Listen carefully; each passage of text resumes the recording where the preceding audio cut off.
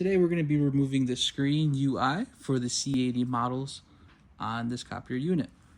First, we'll focus on underneath here. There'll be two screws. I will demonstrate what those two screws are at in order to start the procedure. From here, we'll have to take off two screws, which will be one right here and one right here. I'll go ahead and demonstrate.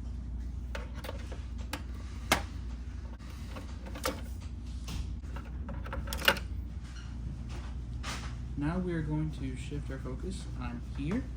Here we're going to lift the document feeder up, and then we'll take a few more screws up to remove the UI for the C80. We'll go ahead and lift the document feeder up, and we'll take one and two screws off there.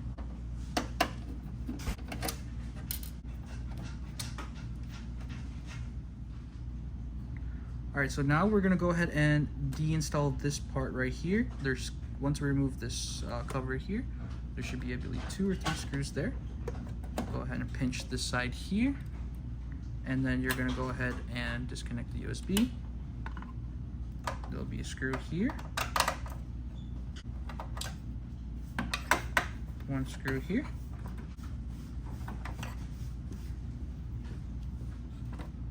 once you have those screws off, then this should be almost ready to take off. Now here, we're gonna go ahead and just wiggle it up slowly and then shift it towards this way like so. Then we'll aim towards here. Here, there is a plug you have to untab. The tab is on the top part there. Then you can remove the cable from the guide.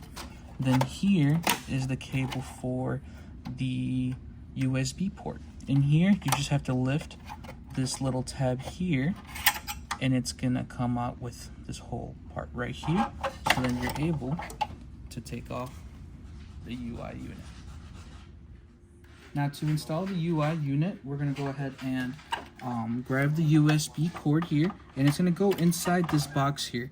It's gonna slide right in there. And then we'll grab the UI cable that's gonna plug into right here.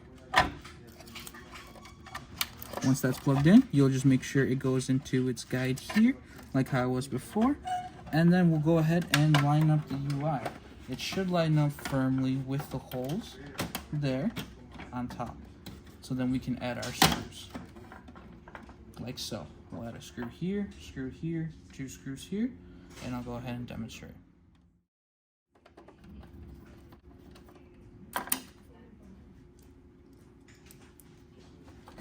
And our second screw.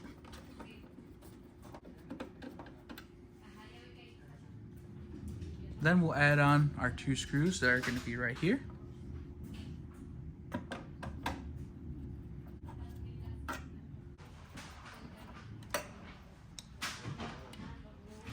Then we'll add our cover back in with the USB cord plugged in.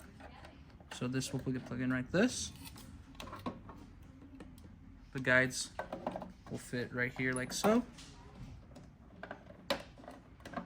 And then you should be able to snap that down. And then that is how you install the Xerox screen.